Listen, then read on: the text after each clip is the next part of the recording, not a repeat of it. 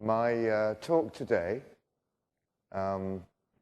returns to a theme which keeps recurring throughout my work because I started off as a developmental psychologist, and today my main topic is cognitive and language development in children with a focus on children's play.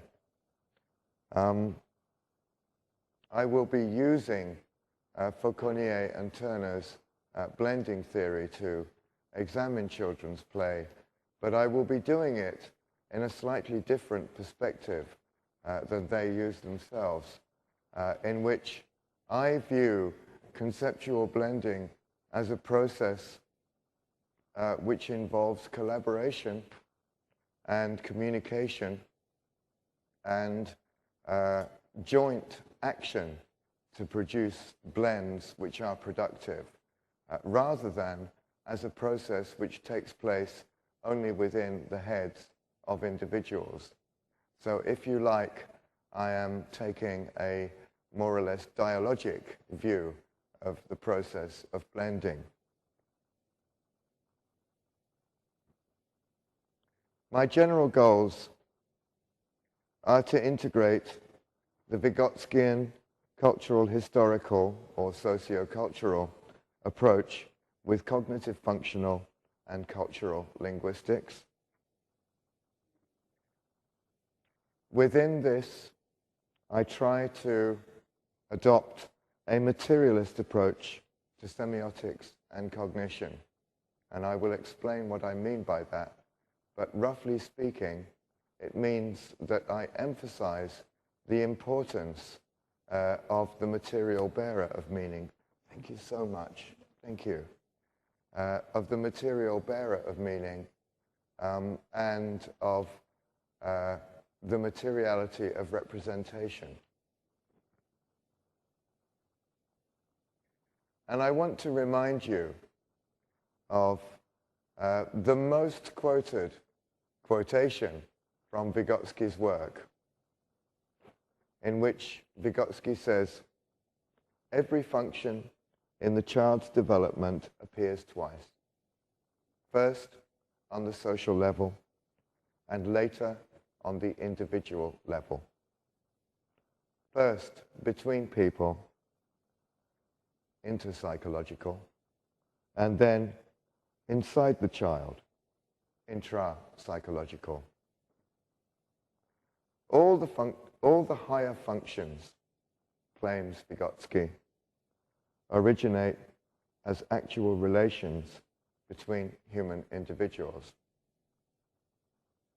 And just to recapitulate what this means, by higher functions, Vygotsky means actually all those cognitive capacities which can be viewed as in some sense unique to the human species, including at least some kinds of memory, including autobiographic memory, many kinds of reasoning, and of course language itself.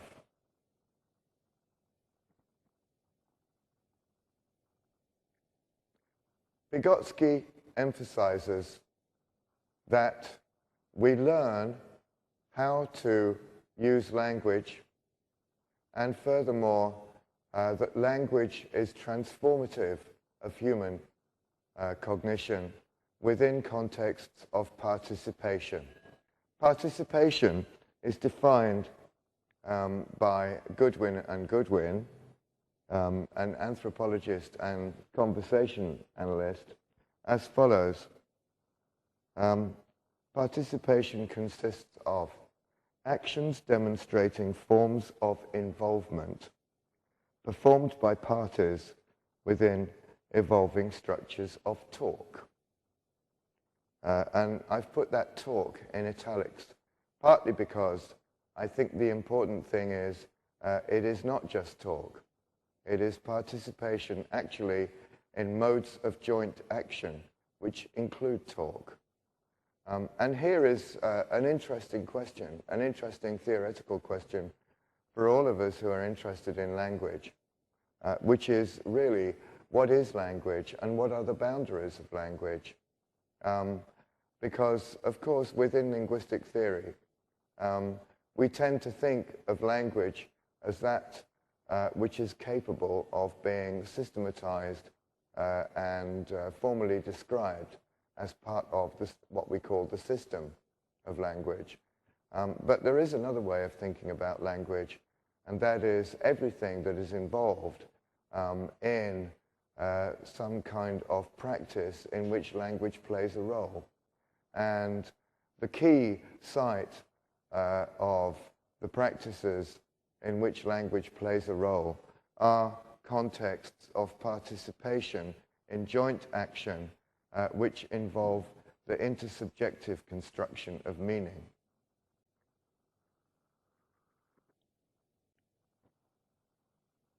Having said that, Goodwin and Goodwin also recognize the need, as they put it, to expand our notion of human participation in a historically built social and material world by attending to material structure in the environment.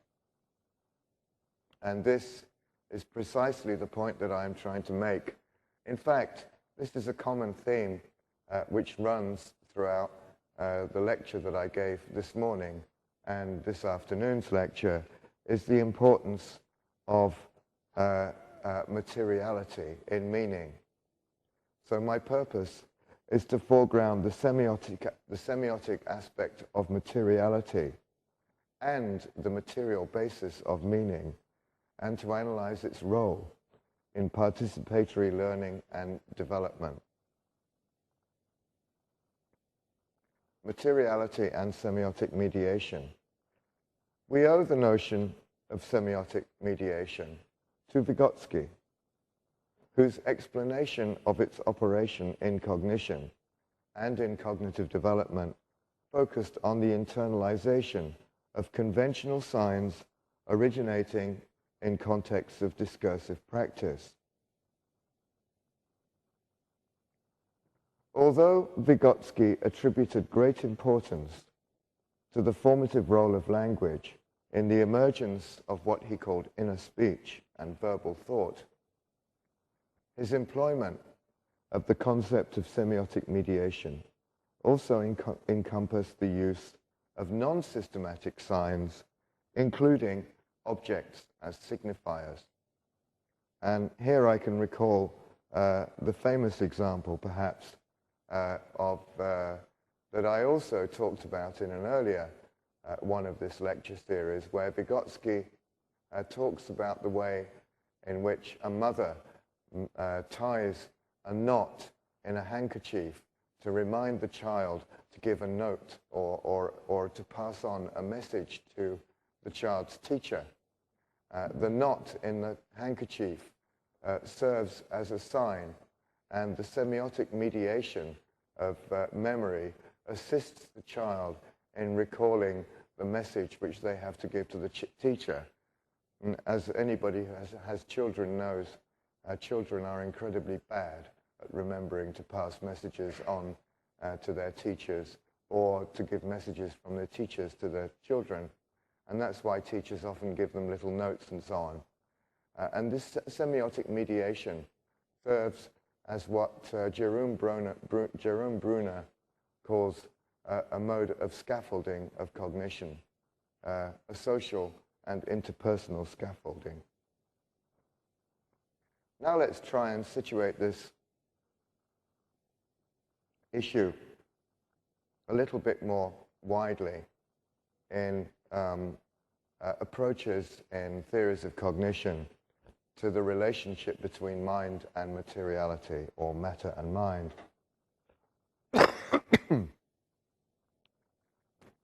The common sense philosophy of science and of most scientists is some kind of materialism. However, the common sense philosophy of many philosophers, logicians, and indeed many linguists is some kind of idealism.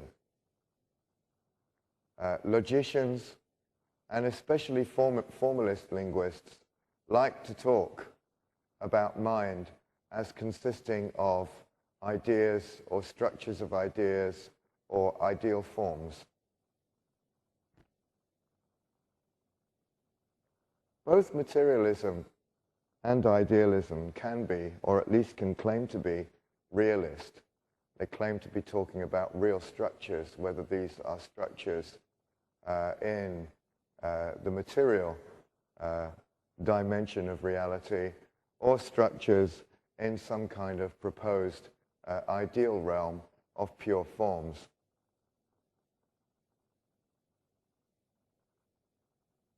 However, the notion of embodiment, as it has been advocated by, amongst others, cognitive linguists such as Lakoff and Johnson, has to be seen as part of a materialist philosophy of cognitive science.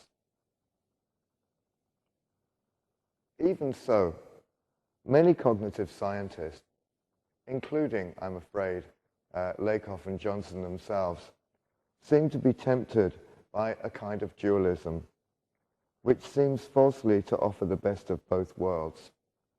And often, this dualism takes the form of some strange entity called the mind-brain. I will give you a very simple critique of the notion of the mind-brain from the point of view of the shared mind. My brain is part of my organism, and it belongs irreversibly to that organism. That is, to my organism. Nonetheless, and this harks back to maybe to my first lecture of this series when I talked about differing conceptions of the mind.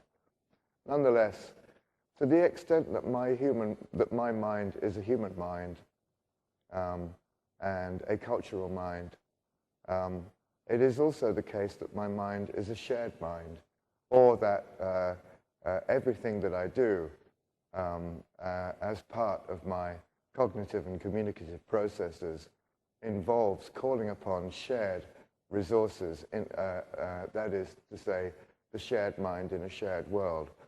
And the problem with the notion of of the mind-brain is that it completely obviates this dimension of sharedness in the mind and attempts to reduce the notion of mind to the brain while failing at the same time to challenge the kind of idealist notion of what the mind is in the first place in much philosophy of cognitive science.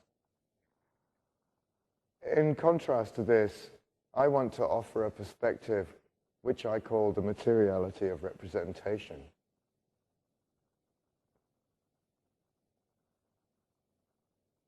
It seems to me that this notion of representation, which is so central to cognitive science, should be thought of not as a relationship between mind and reality, that is to say, a reality which is somehow entirely external to mind, but rather as a cognitive and semiotic relationship which exists within and which is actually constitutive of human ecological reality.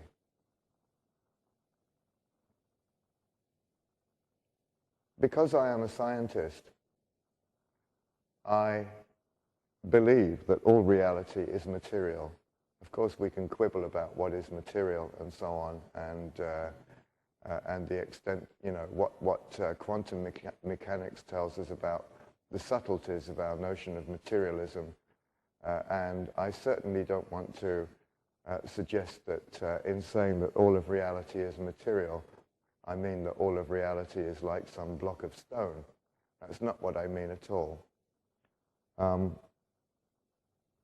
What I do mean is that all reality is in some kind of sense susceptible to a description in terms of materiality. Nonetheless, some levels and properties of reality are actually irreducible to their material base. And I will mention two examples of this. One is money and the other is marriage. Let's take money first, which is an example given by the philosopher John Searle. When I use money as a medium of exchange to exchange goods, for example, if I buy something from another person, I exchange the commodity which I'm buying with a monetary token of some kind. Okay, that monetary token may be a coin or a note, or for that matter, it might just be an electronic transfer between two bank accounts. But the point is that the significance of that monetary token is not reducible to the material substance which guarantees its existence, as it were, in the material world. Another example is actually all institutional facts, such as marriage in human societies. The relationship of marriage, as Searle himself has insisted, comes about as a result of performative speech acts by which two people are actually designated by some individual who is authorized to do so as now standing in that particular institutional relationship which is socio-culturally recognized. If two people get married, there is nothing in the material character of the two individuals which changes between an unmarried and a married state. Actually, the change is a semiotic change. It's not a change in the material substance of the individuals, and nor can you examine, however carefully you do it, you cannot examine the organism of a person to determine whether or not they are married. You won't actually get an answer. And for that matter, you can't either examine the material structure of a coin or a note in order to determine what its monetary value is, because its monetary value is conventional and institutional. And that's why I mean some levels and properties of reality are actually irreducible to their material base.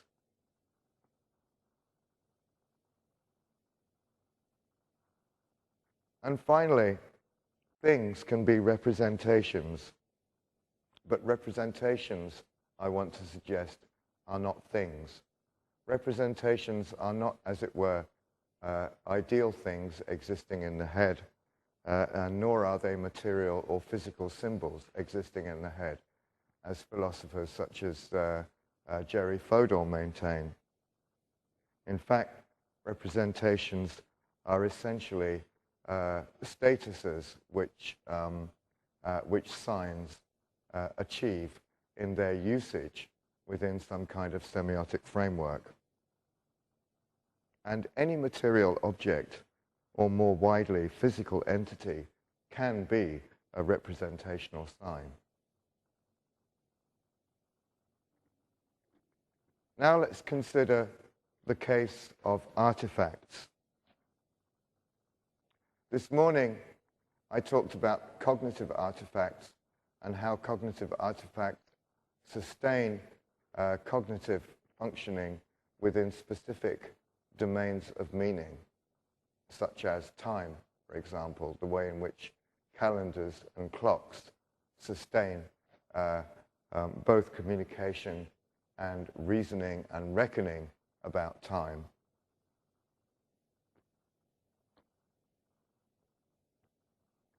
But actually, artifacts have a representational status which goes beyond that subset of artifacts which we designate as being cognitive artifacts. Because artifacts, ranging from tools to notations and images and indeed objects, can be read for their meaning, but unless they are textual artifacts, they are not actually text. What do I mean by that? I mean, take any simple artifact like this cup, which I'm holding right now. Anybody who, as it were, apprehends this cup can comprehend that the cup is an artifact for supporting practices which involve the containment of one substance or object by another object. Cups are containers. That is their canonical function. And learning to understand those canonical functions is, in a way, learning to read the objects which bear those functions.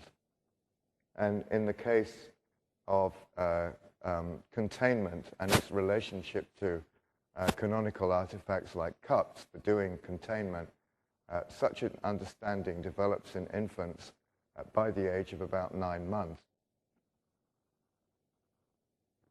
Surprisingly early. So artifacts in some way represent the practices that they support, constrain, and amplify. They can represent both non-representational and representational practices.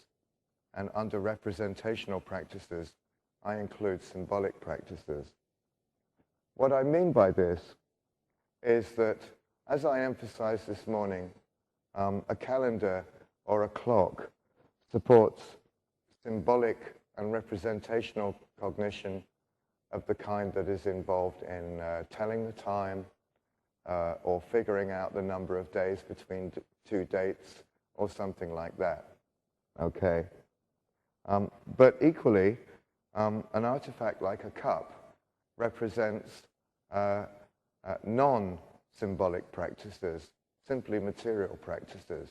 We could say that cups represent non-discursive practices, like drinking or storing or anything like that.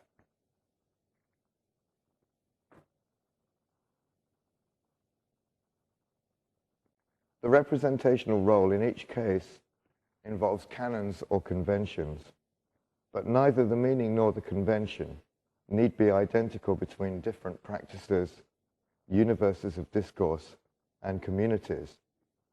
This is something we know because many commodities, for example, have particular symbolic values as status commodities. Even very simple things which have a clear utility or use value, such as a mobile phone, can also attain a symbolic value as a status commodity.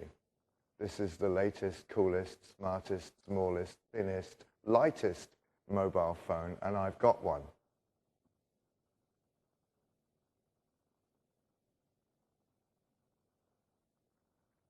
This diagram attempts to represent the relationship between culture and artifacts in an expanded Vygotskian framework. Culture, I am suggesting, can roughly be divided into material culture and symbolic culture.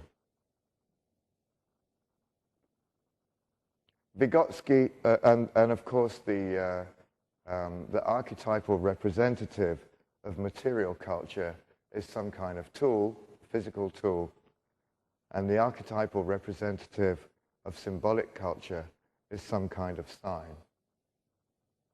Now, Vygotsky himself drew an analogy between tool and sign. It was one of the most important parts of his functional view of language and cognition. because he said that signs are like tools. They're tools for thought, tools for cognition, as well as for communication. And he said that what the difference was between them was that whereas the tool is directed to the transformation of the world outside, the sign is directed to the transformation of the inner world of the mind.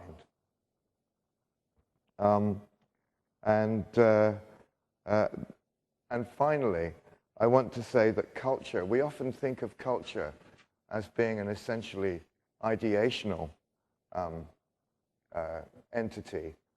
It's something that we carry around both individually and collectively or jointly as a set of ideas, schemas, and so on. And all of this is true. But nonetheless, it is also true that culture materially subsists as artifacts, the artifacts which go to make up both the signifying and the technical potential of the culture.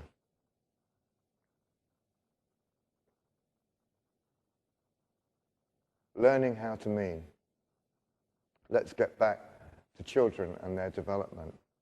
Learning how to mean is a phrase which I've borrowed, I guess, from a very nice book by M.A.K. Halliday, a systemic functional linguist, who wrote a book about language development in his own son, which was published in the 1970s.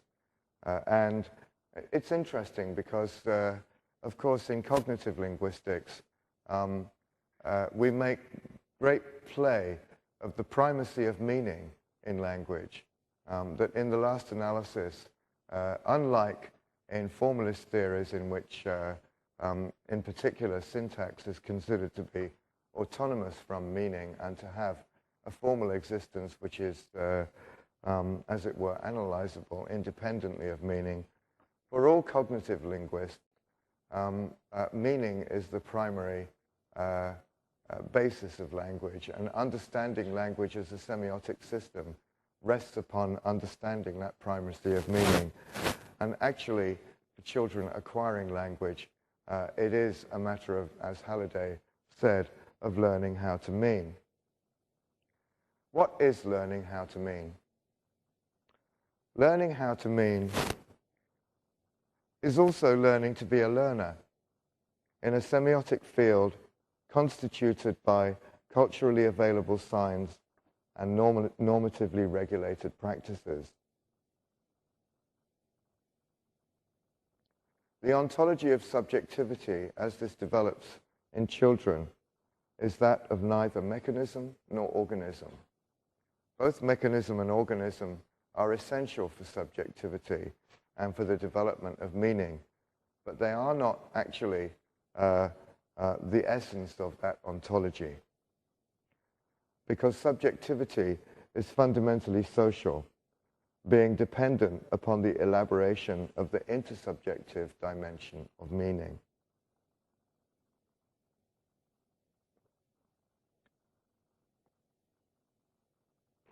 So, in the particular view of human development that I am putting forward, the environment itself represents in the form of artifacts which are the result of the enduring result of human practices, and in the practices themselves which are implicated in the use of these artifacts.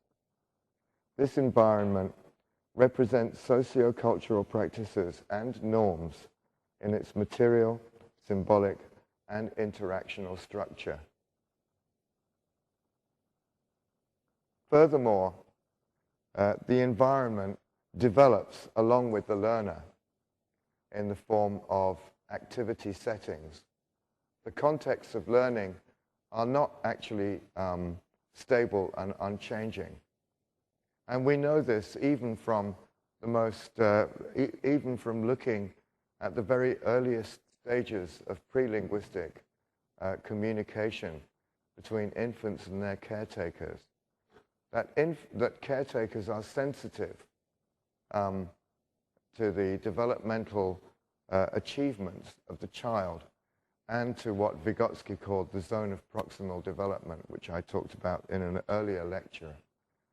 And caretakers indeed modulate and change their own communicative behaviors in such a way as to both take account of where the child has already got and to set a new agenda for where we're going next. So the environment for children is a dynamic environment, developing along with the learner. So that means that I propose that naturalizing and developmentalizing cognition actually also means socializing cognition. What I mean by that is that to understand cognitive processes, I believe, as somebody who started off as a developmental psychologist, that to understand human cognition, we really do need to understand the development of that cognition. And by development, I mean its ontogenetic development and also its phylogenetic development in evolution. And in understanding development, in understanding developmental processes, we are never going to get away from the need to treat this as part of a biological process. But that's not the end of the story, because it's also a social process, a fundamentally social process. And that's why I use the term, which I introduced in earlier lectures, a socio-naturalistic approach to cognition and human development, both social and natural. Now, what I'm going to talk about today in this lecture is symbolic play.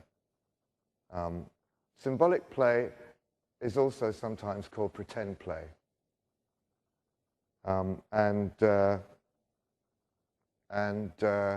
It's also sometimes called imaginative play. And any of those names will do. It was Jean Piaget, actually, who first called it symbolic play.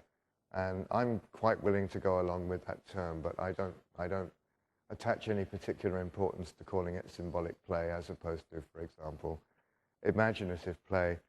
But it certainly has been very much studied, both by developmental psychologists, well, primarily by developmental psychologists, actually, of differing theoretical persuasions, including both Piaget and Vygotsky. What are we talking about when we talk about children's symbolic play? Symbolic play encompasses play with objects as well as sociodramatic play. Symbolic play with objects emerges during the second year of life, while sociodramatic play usually emerges at around 3 to 4 years of age. Symbolic play with objects is the kind of thing that children do when they substitute in their play world one object for another. They might, for example, I mean, the classical examples are things like pretending that a stick is a gun or something like that. Or dressing up a doll with a piece of paper or something like that, yeah? Although the combination of different objects comes after the appropriation of single objects and pretending that they are actually something else. So symbolic play is intrinsically about meaning. It's actually about the semiotic status of the objects which are involved in the symbolic play. In fact, it might be better, rather than calling it symbolic play, to follow another terminology of Piaget when he talked about the emergence of the semiotic function in the second part of the second year of life. And he talked about this kind of play as being an instance of that developmental milestone, and it might well be better to call it semiotic play or semiotically driven play. Sociodramatic play is a slightly different kind or form of symbolic play, which is to do with interactions between children. Of course, there's a long developmental story here, and it is relevant that both Piaget and Vygotsky emphasized that very young children don't really do much in the way of playing together. They tend to play in parallel with each other rather than, as it were, sharing a play world in which they are engaged in a true joint action. When very young children of, let's say, less than 2.5 years of age, or less than 3 maybe, engage in play with another person in a true joint action format, that person is more likely to be an older and more competent individual, whether an adult or a child. And it's only after about 3 years, and more frequently, in terms of its actual frequency in children's behaviors, from about 4 years onwards, that we see the emergence of sociodramatic play, in which children take on roles which are, in which the role they adopt in the play is not their real life identity, as it were. And very typical examples of this are when children play at mummy and daddy, or play families, you know, when one child says, I'm the mum and you're the child. Or they might play social roles like doctors or teachers, or they play school, where one child or more than one child adopt the role of the teacher and the other children adopt the role of child. And what they're doing here, again, this was something emphasized by both Piaget and Vygotsky, a large part of what they're doing is they're exploring the normative universe about the way that people are supposed to behave in certain social contexts. So this is play with a very, this is a playful play with a serious, as it were, epistemic function for the child, a cognitive function.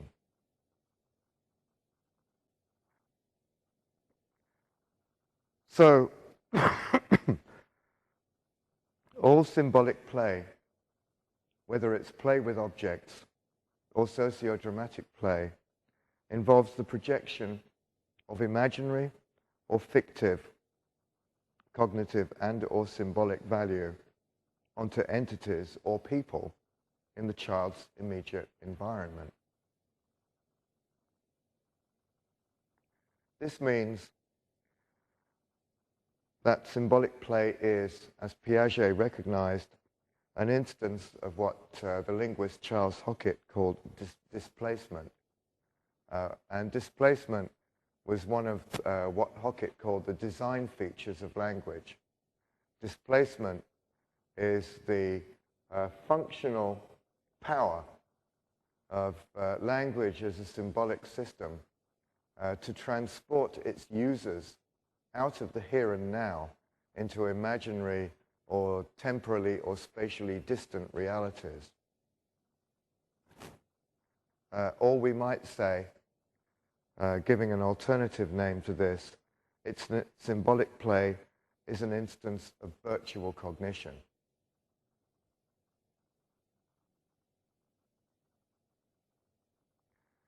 Let's take a brief tour through some relevant notions underpinning the notion of virtual cognition, which you all know. Conceptual metaphor, Lakoff and Johnson emphasize, involves the conceptualization of one, usually more abstract domain in terms of another, usually more embodied one, which can occur with different levels of scope or specificity. For example, at a general scope, time is space. At an intermediate scope, life is a journey.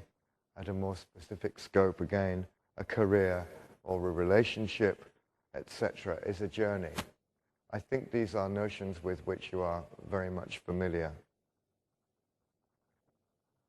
A slightly different approach, and one which I shall be following in this lecture, is conceptual blending, as theorized by Fauconnier and Turner, in which the integration of two different mental domains or spaces, in fact I should say mental spaces here to be accurate, as somebody reminded me earlier, it's not Fauconnier and Turner are not talking about domains, they're talking about mental spaces.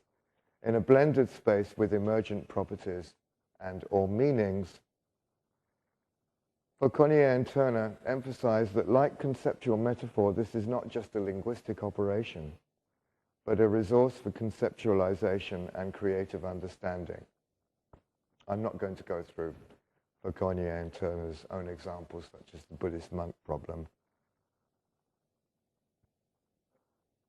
What I want to emphasize is that both language and artifacts can be vehicles for the construction of virtual worlds. For example, to take a very simple example, Talmiz's idea of fictive motion. We can also talk about not only fictive motion, but also fictive reference. Here is an example that I've made up, in which somebody says something like, Mickey Mouse was a paedophile ringleader, in which you've got in which I want you to imagine the scenario of a theme park like Disneyland, and one of the characters in this theme park, of course, is Mickey Mouse. If somebody says Mickey Mouse was a paedophile ringleader, they're not, of course, referring to the fictive character. They're referring to the person who played that character. Fictive reference is quite common, actually. For example, if we're watching a theatre play, if we're watching, for example, Romeo and Juliet on the stage, and we say something like, Juliet made a bit of a slow start this evening. What we mean is that the actress who plays Juliet made a slow start. But because we intersubjectively share the fictive world, we can make effective reference by designation of individuals through their fictive identity. A final example of the use of artifacts as vehicles for the construction of virtual worlds is what the anthropologist Ed Hutchins calls material anchoring. And here I'm referring back to my lecture this morning, which looked at cognitive artifacts such as calendars, clocks, and computing artifacts. Artifacts, just as much as language, can actually be used in the construction of virtual worlds, which are modes of Hockett's displacement. And what I'm going to do now, or in a minute, is to look at an actual episode of social interaction in which an artifact plays a crucial signifying role in the construction of a new virtual world in a little bit of symbolic play by children. Before I do that, I just want to look for a moment at the notion of meaning construction, which I think is developmentally very important in this process, whether we're talking about development in children or whether we're talking about the microgenetic process of the development of local and context-bound meanings in particular situations. The developmental process of meaning construction is contextualized by the significations carried by objects or artifacts. New meanings emerge through processes of conceptual integration or blending, in which material aspects of human ecology are integrated into symbolic acts and structures. This process is inherently, at least initially, social and dialogic.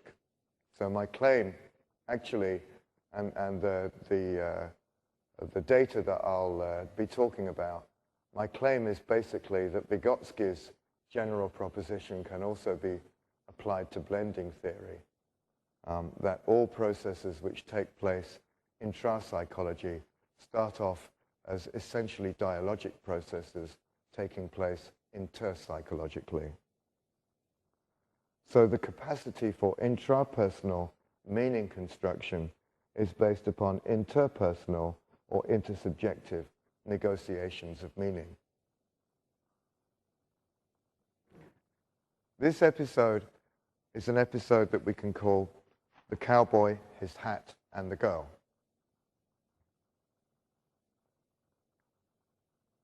And the data is not my own. It's from my colleague, a study by my colleague Anna Smolka, which is reported in this paper here, Indeterminacy and the Semiotic Constitution of Subjectivity. And I have also written up essentially the analysis which I'm giving here in this article in the Journal of Pragmatics. And I want to thank Smolka and her colleagues for permission to use their data.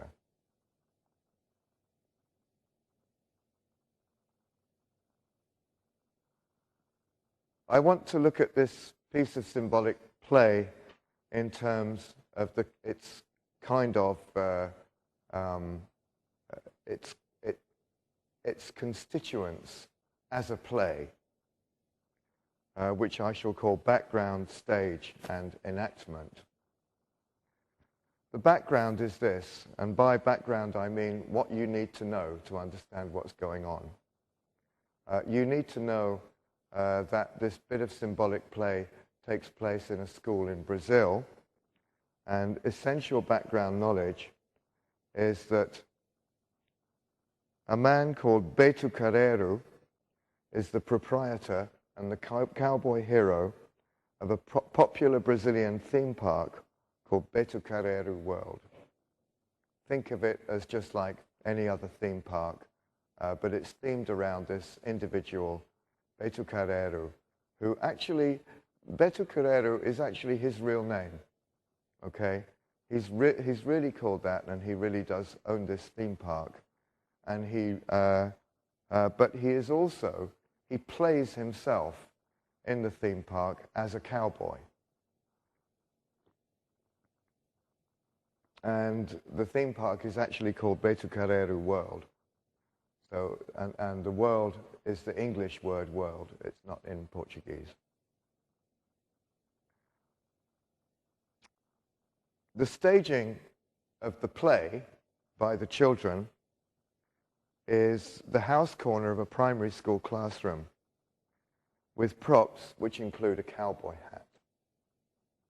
Now, I know very little about early childhood education in China, I have to say, but it would not in the least surprise me if in classrooms for young children in China you find a little bit of space which is given over to for children to play, socio-dramatic play, playing house, you know, playing being at home with, you know, a toy stove and pots and pans and bits of furniture and bits of clothing and so on, yeah? Because almost every school setting throughout the world includes this. So in this particular primary school, that's the stage. That's where this play takes place. And the enactment, the actual episode of socio-dramatic play involves three girls aged 5 to 6 years called Alcione, Thais, and Camilla. and we come into the play kind of in the middle of it. Alcyone is in the role of the daughter of Thais. So Thais is mum, Alcyone's daughter. But so far, they haven't managed to assign a role to the third girl, Camilla. And then suddenly, this is according to the transcript by the researchers, suddenly the hat, the cowboy hat, falls off a shelf. Alcyone picks up the hat and puts it on. Remember, Alcyone is the daughter and Thais is the mother. Alcyone puts on the hat. And I use the term play world to designate the world of enactment in which the following events, and in particular utterances, take place. Oh, and here, I just show you, I got this off the internet. This is the advertisement for Beto Carreiro World. There is the guy, Beto Carreiro. He wears a white hat and rides on a white horse. He's a cowboy, you know. So here's the play. Remember, Thais' mum, Alcyone is daughter. Alcyone says this. She says, do you want to play with this hat? And Alcyone puts the hat on Thais' head. And Thais takes the hat off again and puts it aside. Alcyone then says, then give it to me, Thais. And she picks up the hat again. And Thais says, this is a translation from the Portuguese. Thais says, dear, mother doesn't like hats. And then Alcyone puts the hat on again and looks at Thais. And Thais says, you look pretty. And Alcyone laughs. Camilla, the third girl, then takes the hat from Alcyone, and at the same time, Thais starts writing something with a pencil on a piece of paper. And Thais says, Veronica, like that. In fact, she's pronouncing the name Veronica that she is actually writing down at the time. And Veronica is the name that Thais has given to herself. She's decided that she's going to be called Veronica in the play world.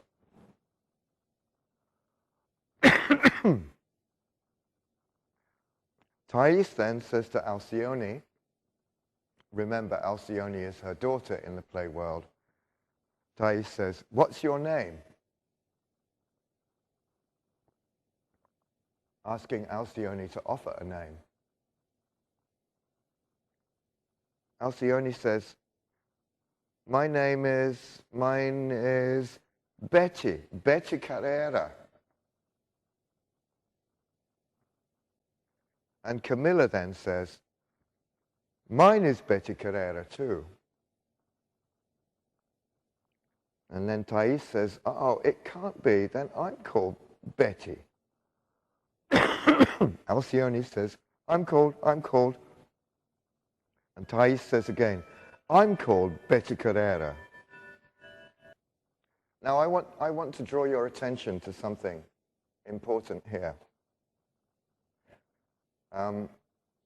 Remember that obviously one part of what's going on is, and a very important part, is the role of the cowboy hat as a material artifact which is also a signifier of this whole background knowledge about Beto Carreiro World, the theme park. And this is absolutely crucial. But what's also significant is the way in which Alcyone, when she chooses her name, she takes this form, this linguistic form, Beto Carreiro, and she transforms it to the feminine, linguistically feminine equivalent of it. She performs a gender transformation, and I mean a linguistic gender transformation, on the expression Betu Carreru, turning it into Beti Carrera, which is, you know, absolutely regular as far as the Portuguese language is concerned. So she demonstrates her mastery of the grammatical system of the language at the same time as she uses the hat as a kind of signifier to underpin and create a new symbolic identity for herself.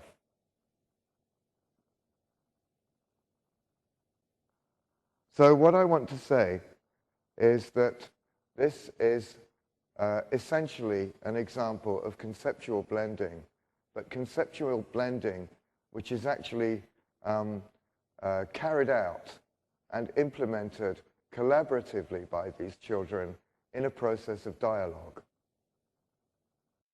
Kind of redrawn the blending diagram that Fauconnier and Turner use to include a kind of signified structure.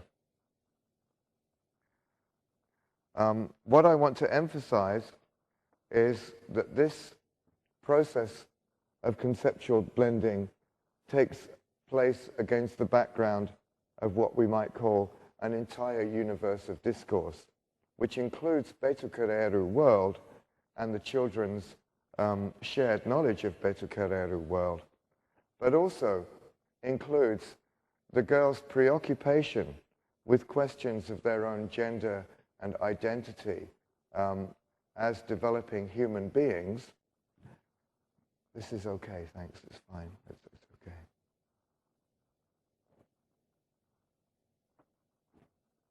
And it is the preoccupation with these issues of their of the normativity of social roles in their world that is actually kind of highlighted and brought to the forefront in this piece of interaction. So in this piece of interaction, you have, it seems to me, two primary signified relationships, one being the first person pronoun I, which signifies, as in I'm called, which signifies some kind of girl called something, and which is feminine, as in the girl's name Veronica, which Thais appropriates for the play world. And then you have this cowboy hat, which is part of the setting, part of the stage, as it were, for the play. And this cowboy hat is a signifier for another identity, namely that of a cowboy called Betu Carreru, who is masculine. And these two signifying relationships are actually blended in the play world into a set of terms which succeed each other throughout the play. First of all, Veronica, a girl's name, and then Beti Carrera, a transformation of Betu Carreru, and then finally Beti Carrera gets reduced to just Beti, which is a signifier for a new I, or self, which is feminine in the play world. And what I want to suggest to you is that this, in looking at this, we're looking at a typical example of the ontogenesis of blending in actual social and dialogic relationships. Okay, I'm going past this. I want to get back to some earlier issues in which I talked about the ontological status of the kind of learning that goes on in processes like symbolic play and dialogic conceptual blending. And I want to talk about this because I think that it is important for us to bear in mind that learning is a multi-level process, and that none of these different levels can easily be reduced to another. Learning, psychologists are used to thinking about as being essentially a change of state of some kind of mechanism. Behaviorists talk about reinforcement learning.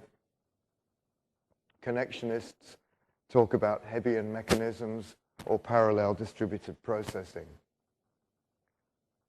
Even very simple organisms are capable of learning.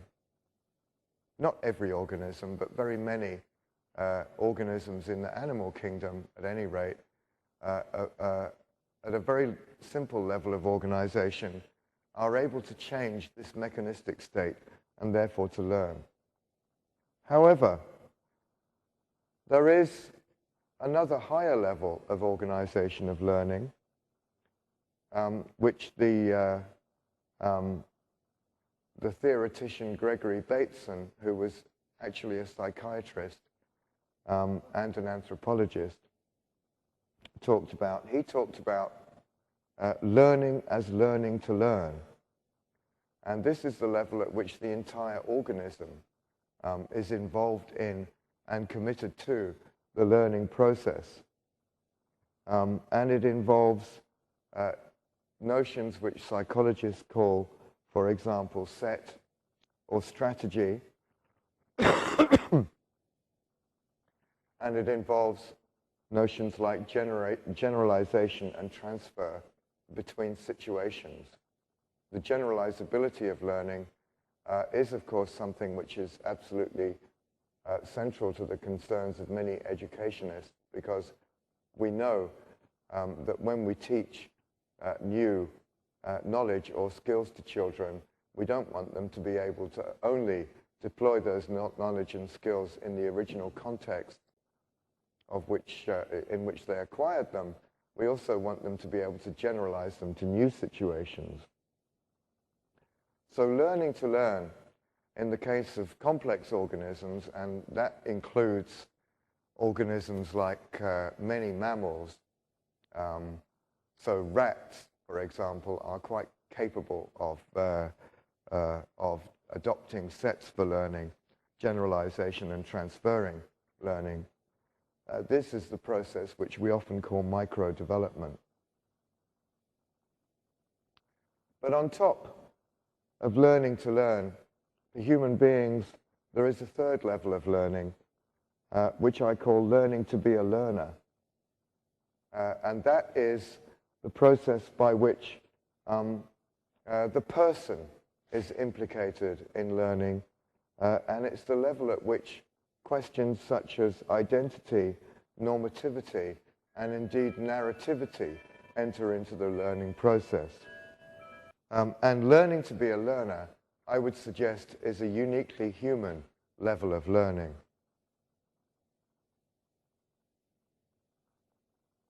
The historical subject and invariant developmental task. Subjectivity, mindedness, selfhood, and identity are historically located. If there is a science of the subject of which language is part, it is not one in search of timeless truths. Timeless truths may well be found in thinking about learning as a mechanistic process of state change.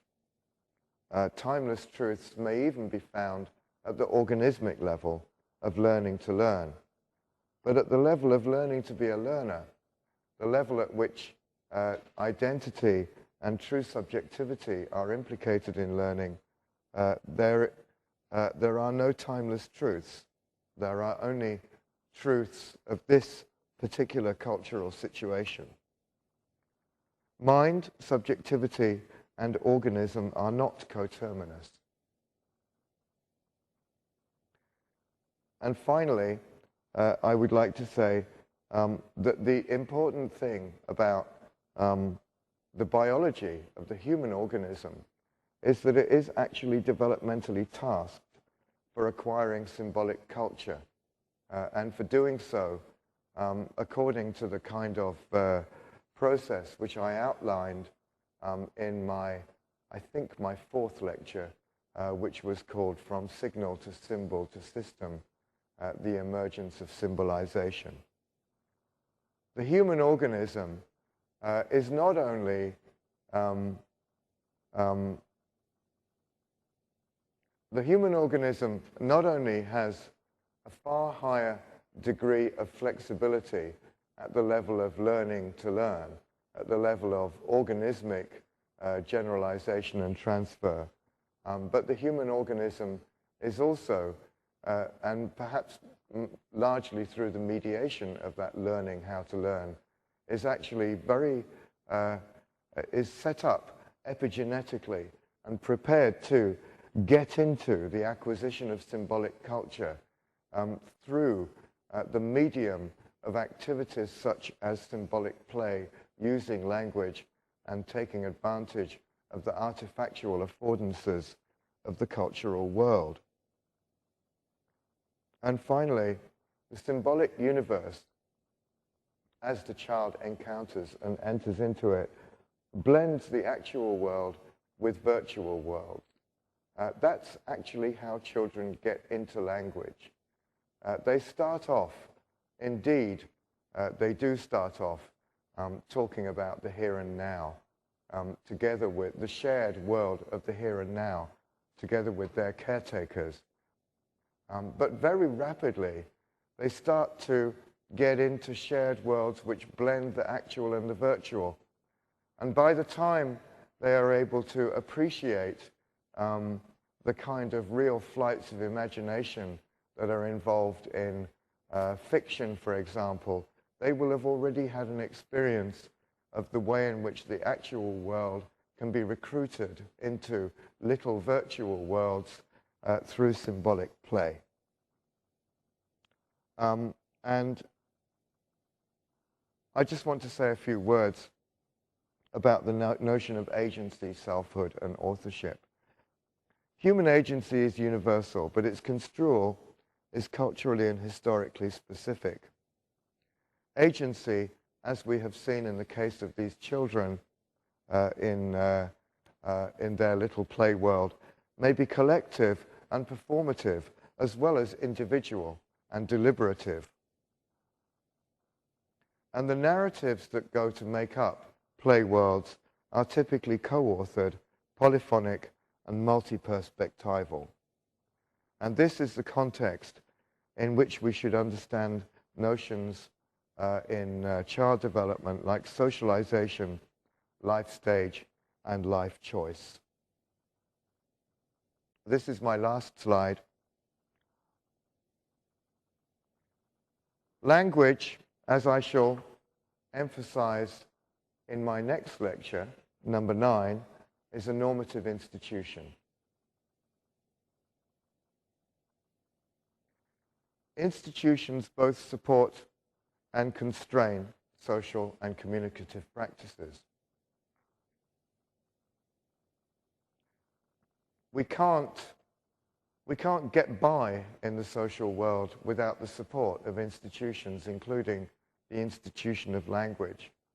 And at the same time, it is these institutions which constrain our practices, channeling them towards what is normative and what is culturally prescribed, as it were, for us. Such institutions can be viewed from both external and internal perspectives. The external perspective can be called, in some kind of sense, objectivist, and the internal perspective can be called, in some kind of sense, situated. When you view something from inside, it's necessarily situated because you're there inside, situated within it. Now, in discussing different paradigms in linguistics, we often talk about, and I've been talking about too, the distinction between the cognitive functional and the formalist perspectives. And it's clear that the formalist perspective is very much the external perspective on a system, viewed in a kind of objectivist fashion. Whereas the perspective that I have adopted throughout these lectures is one in which, as it were, we find ourselves within language as part of our ecology, and that is the situated perspective. But I do want to say that, as a matter of fact, despite the fact that I favor and adopt the situated perspective, perhaps in the long term, we should recognize that these perspectives, in principle, are complementary, and that each maybe represents a moment of dialectical inquiry, and that in the long run, we should be able to find some kind of synthesis between these two perspectives. Okay, thank you very much.